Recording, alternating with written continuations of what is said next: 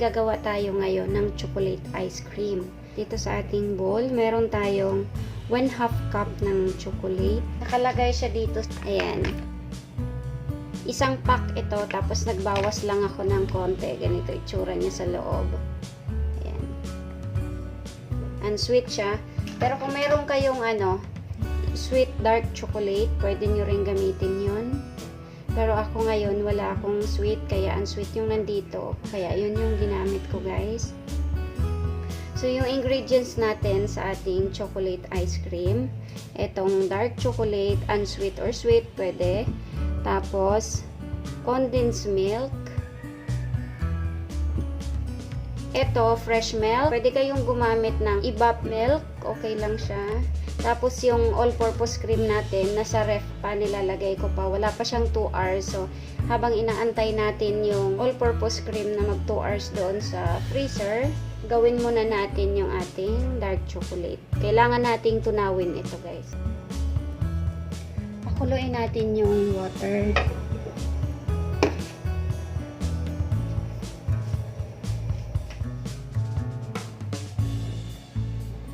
Ilipat natin yung dark chocolate dito. Ayan.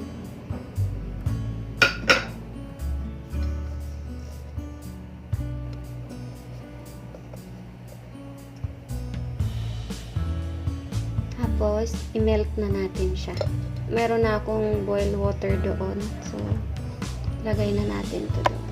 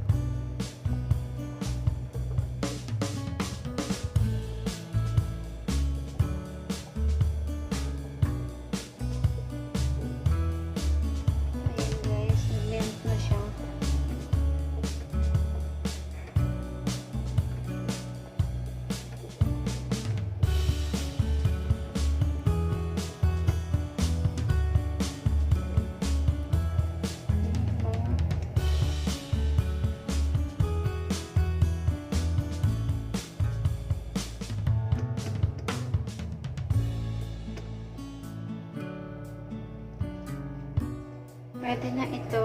Turn off ko na.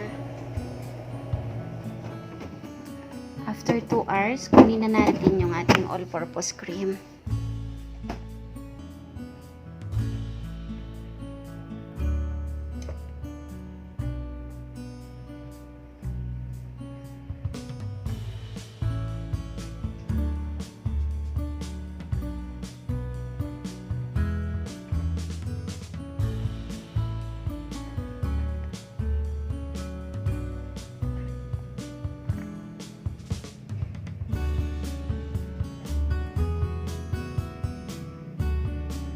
Yung dalawang all-purpose cream, ibuhos ko na rin dito yung condensed milk.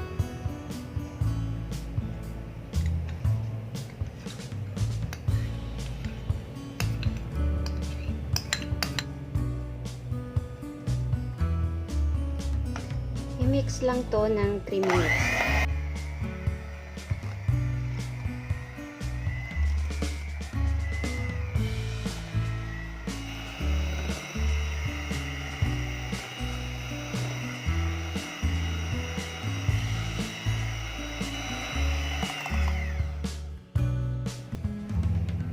Ilagay ko na dito yung ating chocolate.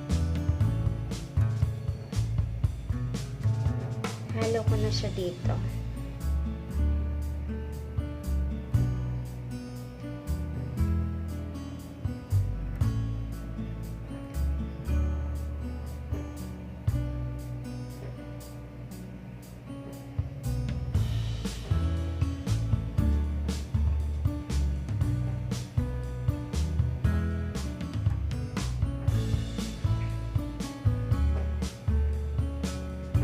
Lagay ko na rin yung fresh milk. I-mix lang natin yan. 10 to 15 minutes. Start tayo ulit, guys.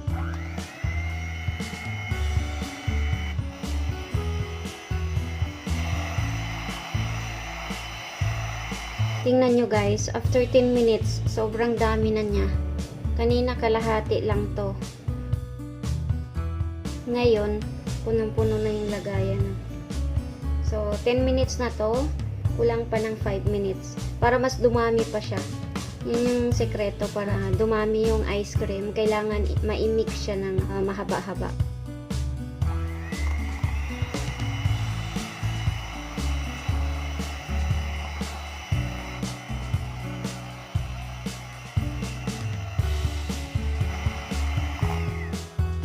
Perfect na to.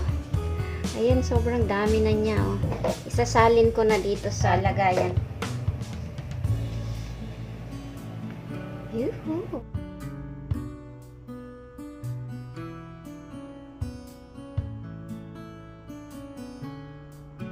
Oops.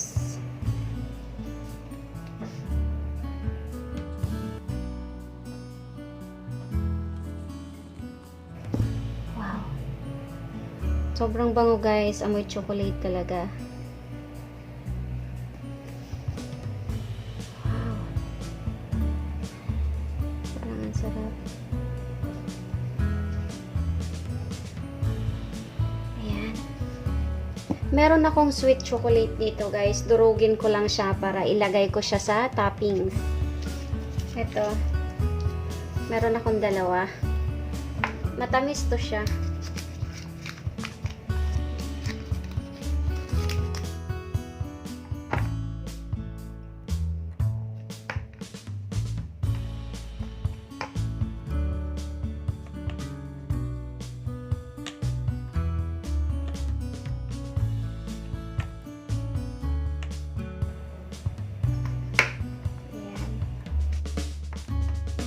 Optional lang to. Kung wala kayong ganito, okay na yung ice cream na yun. May chocolate naman na yun.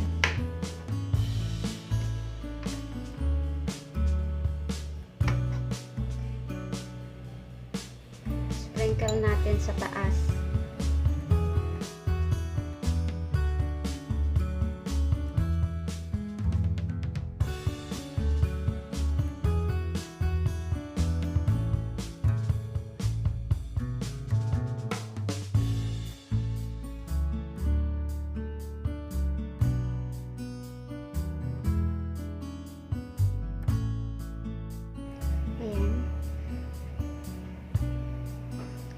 Ready na to para sa freezer.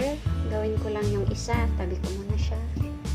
Etong isa guys, ito pa yung natira, marami pa. Ayan. Gawin ko siyang more special. So, meron akong coconut syrup dito. Lalagyan ko siya dito sa pinakailalim. Optional lang to ha. Yung ingredients natin, yun lang yung nasa description box. Tsaka doon sa kasunod ng intro. Yung sweet chocolate at tsaka ito, optional siya guys. Pwede nang wala ito.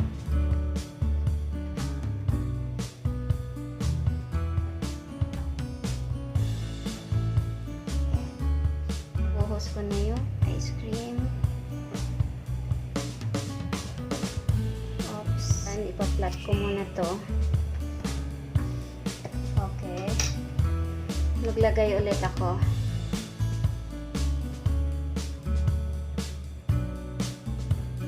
Buhos ulit.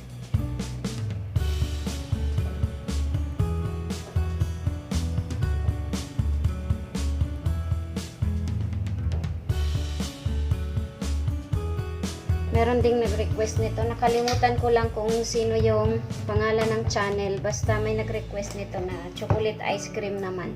Maglalagay ulit ako ng choco syrup.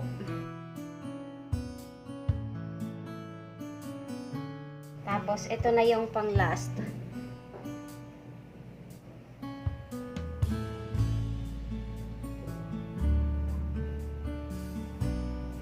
Itong natira, sprinkle lang natin sa taas.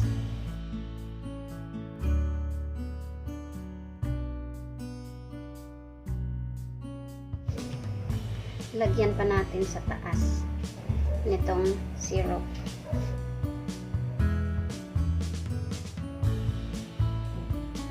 Ito yung isa.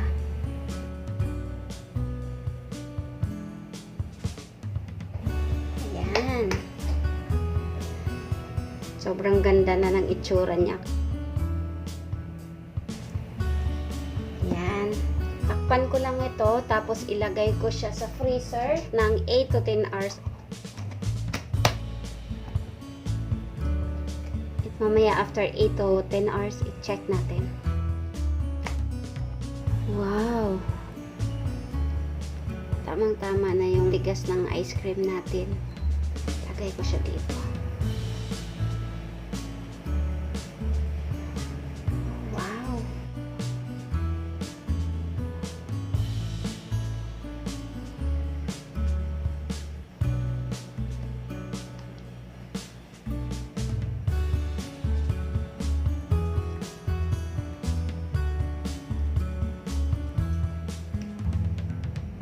Ayan na yung ating chocolate ice cream, guys. Lagyan ko siya ng choco syrup.